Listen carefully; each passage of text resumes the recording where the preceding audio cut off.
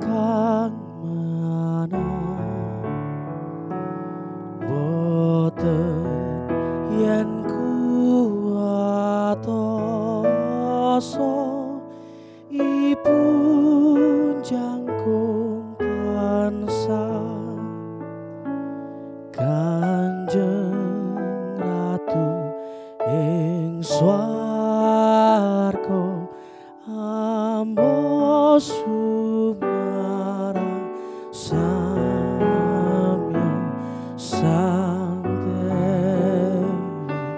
sang dewi mangestono sang dewi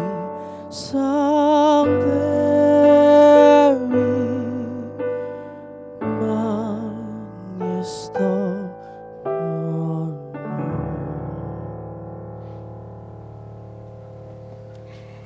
Saudara-saudari yang terkasih, apa kabar? Senang sekali Pijar Katolik dapat hadir kembali untuk menyapa Anda semuanya beserta keluarga.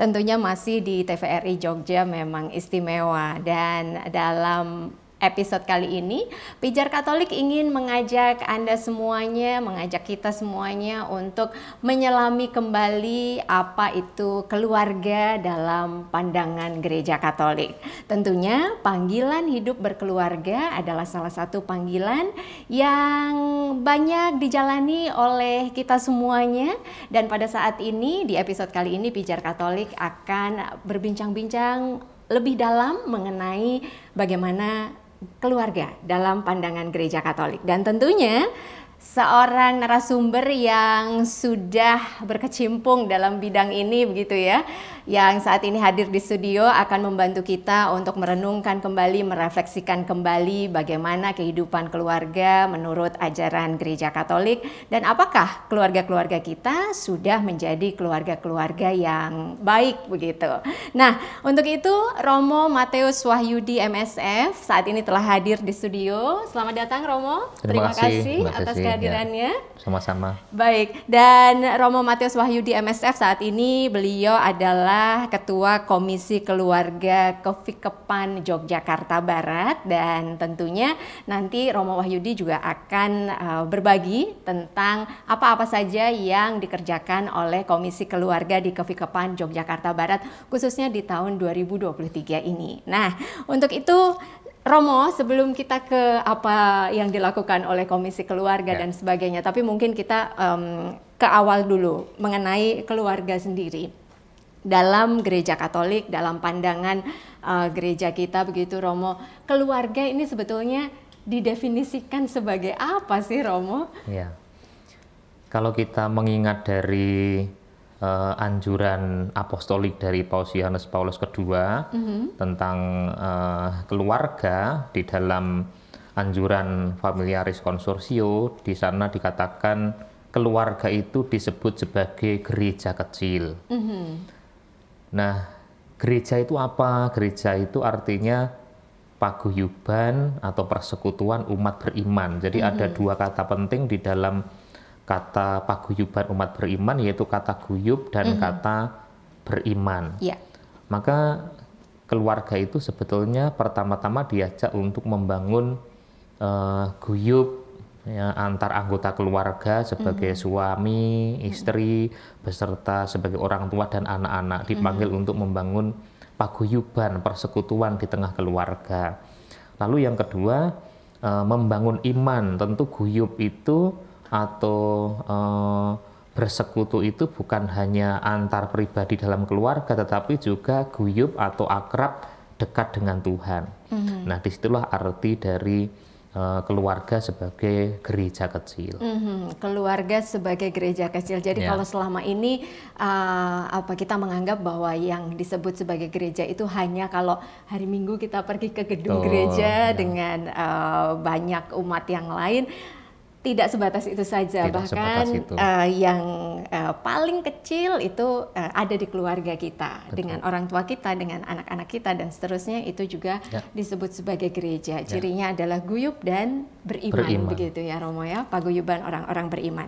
Baik, tapi kalau tadi Romo sudah menjelaskan ada dua yang paling penting, guyub dan beriman itu tadi ya. Mungkin ini juga seharusnya menjadi kondisi ideal keluarga Katolik, begitu Romo? Betul, Atau ya. ada nilai-nilai lain juga yang seharusnya ada dalam keluarga-keluarga Katolik, Romo? Ya, tentu tidak hanya sebatas dua itu, tetapi kalau mengingat dari panggilan dan perutusan keluarga, paling tidak ada 5 ya, panggilan dan perutusan keluarga. Tentu yang saya sampaikan ini adalah ideal. Jadi saya membayangkan atau menggambarkan kalau orang mau membangun sebuah rumah itu yang tidak kalah penting adalah gambar. Ya, orang mau membangun rumah itu pertama-tama harus ada gambar. Gambar itu dibuat sebagus mungkin. Kemudian baru kalau sudah puas dengan gambar itu, baru mengundang tukang untuk mewujudkan gambar ini. Nah, gambar ini yang disebut dengan panggilan dan perutusan keluarga. Maka gambar ini pasti bagus, ideal. Tetapi keluarga-keluarga Katolik memang perlu tahu yang ideal. Supaya apa? Supaya, oh keluargaku ini harus dibangun menuju ke arah mana? Tersebut, ya arah yang ideal. Nah, yang pertama tadi sebetulnya masuk pada bagian yang pertama, keluarga itu dipanggil untuk mewujudkan gereja kecil. Yaitu apa? Yaitu guyub dan beriman tadi di tengah keluarga. Yang kedua, keluarga itu dipanggil untuk menjadi komunitas doa, ya, akrab dengan Tuhan. Bukan hanya akrab antara pribadi, tetapi juga akrab dengan Tuhan. Mengingat apa? Mengingat keluarga itu adalah panggilan, hidup berkeluarga itu adalah panggilan, tadi sudah disebut di awal oleh Mbak Desi ya. Dan di dalam dokumen gereja juga disebutkan di dalam Gaudium et Spes itu bahwa Tuhan sendiri yang menciptakan perkawinan. Jadi perkawinan itu bukan hanya masalah manusia, tetapi Tuhan sendiri yang menciptakan perkawinan itu. Nah, maka dalam keluarga itu juga dipanggil untuk membangun keakraban dengan Tuhan. Baik. Yang ketiga, keluarga itu menjadi tempat pendidikan. Ya. Orang tua di tengah keluarga selain melahirkan anak-anak, tetapi juga mempunyai kewajiban yang sangat penting untuk memberikan pendidikan. Ya. Orang tua itu di tengah keluarga menjadi guru utama dan pertama, menjadi pewarta Injil yang pertama dan utama. Maka orang tua mempunyai kewajiban yang berat untuk mendidik anak-anak dan pokok juga terutama di dalam kehidupan rohani mereka. Itu yang ketiga. Kemudian yang keempat, keluarga itu menjadi sel pembangun gereja. Sel pembangun gereja, artinya Romo? Keluarga itu adalah sel terkecil, ya, sel terkecil dari gereja.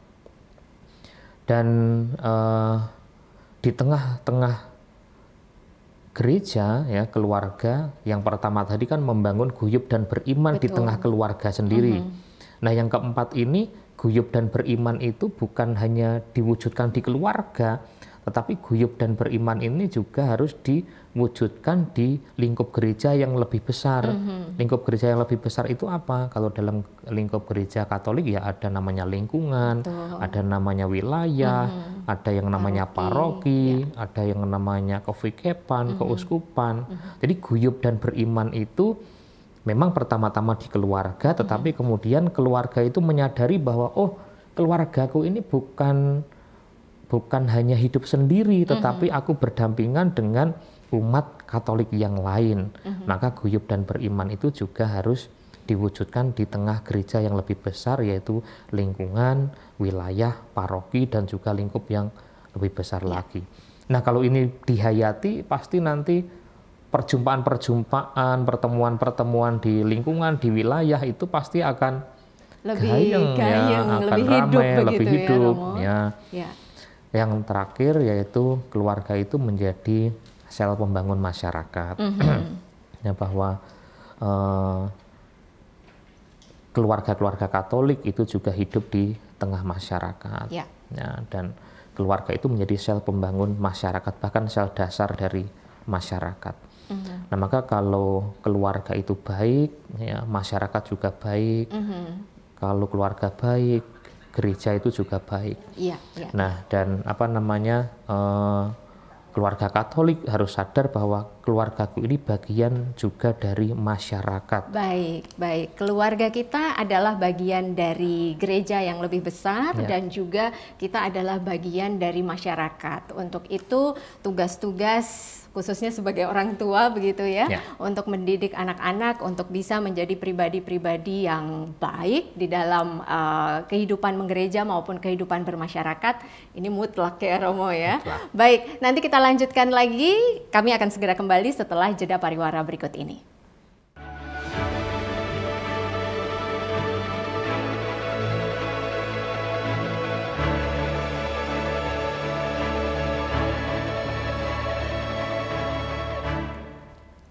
Terima kasih saudara-saudari terkasih, masih bersama kami di Pijar Katolik dan kita masih bicara tentang keluarga dalam pandangan Gereja Katolik. Tadi Romo sudah menyebutkan bahwa ada beberapa hal atau nilai-nilai ideal begitu ya bagi keluarga-keluarga Katolik, bahwa kita harus senantiasa menghadirkan guyup dan beriman begitu, paguyuban dan keluarga yang beriman itu adalah intinya. Lalu juga bahwa keluarga menjadi komunitas doa, menjadi tempat pendidikan, menjadi sel pembangun gereja sekaligus juga sel pembangun masyarakat. Nah, jadi panggilan hidup berkeluarga itu sebetulnya ya nggak gampang juga ya Romo ya. Baik. Tapi untuk itu sebetulnya kan perlu persiapan ya Romo ya, untuk siapapun mungkin ada di antara Anda yang sedang mempersiapkan untuk membangun keluarga juga. Nah, persiapan ini dianggap sebagai salah satu bagian yang penting juga begitu ya Romo ya? Ya, Mbak Desi. Mengingat panggilan dan perutusan keluarga tadi selain mulia tetapi juga berat, maka siapapun yang mau memasuki hidup berkeluarga, menanggapi panggilan hidup berkeluarga tentu harus dipersiapkan dengan baik. Nah, persiapan-persiapan itu tentu ada persiapan jangka jauh, tapi juga ada jangka dekat. Ya, persiapan jangka jauh itu misalnya ya pembekalan-pembekalan untuk anak-anak remaja, ya, untuk orang dewasa. Kemudian nanti setelah mendekati itu tentu bisa disiapkan dengan kursus persiapan perkawinan, ya. Dan tentu di dalam perayaan perkawinan itu sendiri, sebelum perayaan perkawinan itu sendiri juga ada pembekalan-pembekalan tertentu. Di sana ada penyelidikan kanonik juga, itu menjadi salah satu bagian dari persiapan perkawinan. Karena apa? Karena memang seringkali dari panggilan dan perutusan keluarga ini belum dimengerti dengan baik. Kadang-kadang saya bertanya ketika penyelidikan kanonik, kalian itu menikah punya tujuan apa? Ya, kadang-kadang bingung atau belum tahu tujuannya. Nah, kalau tujuan itu sendiri belum diketahui, lalu kan nanti keluarga ini mau dibawa kemana menjadi repot. Ya. Nah, maka memang perlu persiapan yang sungguh-sungguh penting. Ya, jadi persiapannya bukan sekedar pesan gedung, pesan catering dan sebagainya, tapi juga persiapan dari sisi rohani itu sangat penting. Untuk itu tentunya Gereja Katolik sendiri punya serangkaian begitu ya Romo ya, serangkaian pendampingan atau pembekalan-pembekalan yang akan diberikan kepada mereka-mereka yang sedang mempersiapkan diri untuk membangun keluarga. Nah, Romo, kalau sudah berkeluarga begitu ya Romo, tadi Romo sudah sempat menyinggung bahwa salah satu tugas orang tua memperkenalkan iman, mendidik anak-anak mereka baik iman maupun bagaimana nilai-nilai kehidupan yang lain begitu ya Romo ya. Nah, terus tugas atau tanggung jawab itu orang tua Romo. Anak-anak terus gimana Romo? Ada tugas dan tanggung jawab juga atau apa yang harus ditumbuhkan begitu? Ya, tentu ya. Jadi berkaitan dengan panggilan dan perutusan tadi. Jadi kalau panggilan yang pertama tadi gereja kecil terwujud, di keluarga itu ada guyub, ada beriman, lalu di keluarga itu juga menjadi komunitas doa, ada doa bersama, ada keakraban dengan Tuhan. Kemudian dua hal ini itu anak yang lahir dalam keluarga seperti itu mendapatkan tempat yang baik, ya, mendapatkan tempat yang baik untuk pendidikan. Kalau panggilan yang pertama dan kedua tadi terwujud saja, itu anak-anak yang lahir di tengah keluarga sudah mendapatkan tempat yang baik untuk pendidikan mereka. Nah, dari anak-anak sendiri tentu bahwa anak-anak itu juga menjadi bagian dari keluarga, dan yang menciptakan kesejahteraan, kebahagiaan itu bukan hanya tugas orang tua, tetapi anak-anak juga menjadi bagian dari keluarga itu, ikut mewujudkan kedamaian, sukacita, kebahagiaan, kesejahteraan keluarga. Misalnya dengan mentaati orang tua, itu jelas ya, perintah sabda Tuhan itu anak-anak harus menghormati orang tua. Ya. Dan keluhan-keluhan selama ini kan anak-anak banyak yang tidak taat kepada orang tua. Nah, ketidaktaatan itu lalu tentu membuat keluarga menjadi tidak damai, keluarga menjadi tidak sejahtera, ya, memunculkan konflik dan lain sebagainya. Jadi anak-anak juga mempunyai panggilan untuk ikut ambil bagian mewujudkan keluarga yang baik, keluarga yang damai, keluarga yang sejahtera. Gitu. Dan ketika keluarga sudah hidup damai, hidup guyup begitu, tentunya diharapkan juga nantinya dapat berperan di masyarakat begitu. Betul, ya Romo ya. Tugas yang paling penting bagi keluarga untuk masyarakat ini apa, Romo? Ya, Tuhan Yesus itu memberikan perintah kepada orang-orang yang menjadi murid-muridnya bahwa kita itu dipanggil menjadi garam dan terang. Ya, kamu adalah garam dunia, kamu adalah terang dunia. Maka keluarga Katolik hidup di tengah masyarakat. Situasi kondisi masyarakat tentu mempengaruhi keluarga Katolik, tetapi keluarga Katolik hendaknya jangan hanya dipengaruhi, tetapi memberikan pengaruh, dan tentu memberikan pengaruh yang positif. Nah, salah satu fungsi garam itu apa? Fungsi garam itu kan mencegah dari kebusukan.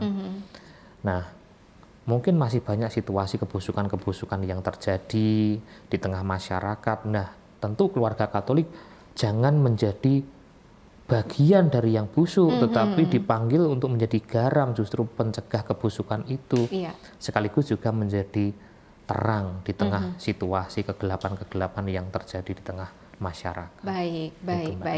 Dan ya, itulah salah satu tugas kita sebagai keluarga, berat tapi juga sekaligus mulia, begitu ya, betul. Seperti yang Romo katakan tadi. Nah, tapi Romo untuk mendampingi keluarga-keluarga Katolik, khususnya di Keuskupan Agung Semarang, di Kepikepan Yogyakarta Barat, kita punya yang namanya Komisi Keluarga, begitu ya Romo ya. Nah, Komisi Keluarga ini fokusnya tentunya pada keluarga-keluarga ya. Nah, tahun 2023 ini apa saja Romo yang sudah disiapkan oleh Komisi Keluarga khususnya di Kepikepan Jogja Barat atau di Keuskupan Agung Semarang? Mungkin tambahan informasi untuk Bapak Ibu, para pemirsa semua, bahwa di Keuskupan Agung Semarang ini kan sekarang ada 5 kepikepan, dan tentu lalu Komisi Keluarga itu juga ada 5 di masing-masing kepikepan, pasti ada Komisi Keluarga. Nah, di Kepikepan Jogja Barat, saya dengan tim sekarang ini sedang mengusahakan supaya pendampingan untuk keluarga itu menjadi menyeluruh. Artinya kan dalam pendampingan keluarga itu ada pendampingan pranikah, ada pendampingan pasca nikah. Nah, sekarang ini atau sebelum-sebelumnya kebanyakan persiapan untuk memasuki hidup berkeluarga itu adanya baru kursus persiapan perkawinan. Umumnya yang ada di banyak paroki itu baru kursus persiapan perkawinan, dan itu memang belum cukup ya. Itu belum cukup kalau mau masuki hidup berkeluarga lalu harus menghayati panggilan yang begitu luhur tadi, hanya dipersiapkan dalam waktu singkat kursus persiapan perkawinan itu kurang ya, itu sangat kurang, tidak cukup. Nah, maka ada pendampingan pranikah itu sebelum ada kursus, ada pendampingan untuk remaja, untuk OMK. Ya. Ada pendampingan untuk mereka yang sudah pacaran, ya. Kemudian nanti baru memasuki ikut kursus persiapan perkawinan yang sungguh-sungguh sudah serius mau menikah. Nah, kemudian untuk pasca nikah itu ada pendampingan. Pasca nikah itu ada keluarga dalam kondisi biasa, ada keluarga dalam kondisi khusus. Kondisi biasa itu ya normal, persoalan-persoalan tidak ada masalah yang besar. Itu pendampingannya ada tim kunjungan keluarga. Kemudian itu yang personal ya. Lalu ada yang komunal, pendampingan bersama-sama itu misalnya ada rekoleksi, ada retret, ada seminar tentang keluarga, itu juga masuk pendampingan. Dan juga ada tim khusus yang menangani keluarga-keluarga dalam kondisi yang khusus juga. Kondisi khusus ini ya, ada masalah-masalah ya, ada masalah-masalah yang dihadapi dan berat. Kami ada tim namanya Emmaus Center, itu tempat untuk konsultasi atau untuk membantu keluarga-keluarga jika memerlukan bantuan. Jadi artinya untuk keluarga-keluarga Katolik di wilayah Kevikepan Yogyakarta Barat, apabila ada yang sedang merasa membutuhkan konsultasi atau pendampingan-pendampingan, bisa menghubungi komisi keluarga begitu ya Romo, bisa mengakses ke komisi keluarga. Kemana Romo? Nah, harapannya memang bukan hanya tingkat Kevikepan. Ini yang kami lakukan. Kami sedang berkeliling ke paroki-paroki supaya di paroki-paroki juga ada pendampingan yang seperti itu. Ada tim yang kurang lebih lengkap untuk membantu keluarga. Supaya lebih mudah diakses oleh siapapun yang membutuhkan, begitu ya Romo ya. Baik, nah itulah saudara-saudari terkasih, bahwa keluarga memang adalah bagian atau salah satu hal yang sangat penting dalam kehidupan kita dalam pandangan Gereja Katolik, dan tentunya diharapkan dengan mempersiapkan sebelum membangun keluarga, nantinya keluarga-keluarga yang terbentuk adalah keluarga-keluarga yang guyup, yang beriman, yang mampu berperan aktif di dalam kehidupan menggereja dan juga kehidupan bermasyarakat. Yang terakhir Romo, pesan untuk keluarga-keluarga Katolik yang ada di Yogyakarta, silakan. Ya, pesan saya, keluarga-keluarga belajar untuk menghayati panggilan dan perutusan yang tadi sudah saya sebutkan. Ya, itu memang ideal. Apakah kita itu sudah bisa atau belum, tetapi ideal itu yang menjadi acuan. Dan bersama-sama, tidak berjalan sendiri, bersama dengan keluarga yang lain, bersama dengan tim juga, berjalan menuju pada yang ideal itu, karena itulah yang keluarga yang dikehendaki oleh Tuhan. Baik.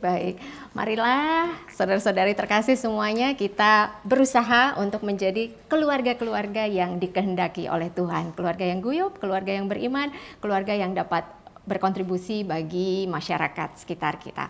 Baik, terima kasih. Sampai di sini Pijar Katolik untuk episode kali ini. Saya Anastasia Desi beserta Romo Wahyudi. Matur nuwun sekali Romo. Terima kasih Mbak Desi. Beserta seluruh kerabat kerja yang bertugas juga. Sampai jumpa di episode Pijar Katolik selanjutnya. Tuhan memberkati.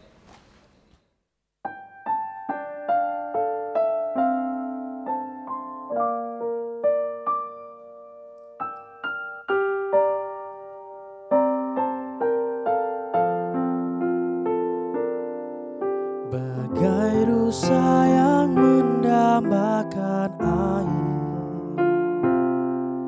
jiwaku rindukan Dikau Tuhan. Kini dalam sakramen Maha Kudus, hadirlah Tuhan dan tinggal dalam hatiku. Ku percaya Tuhan datang dalam rupa anggur dan roti, tinggal padaku hingga segala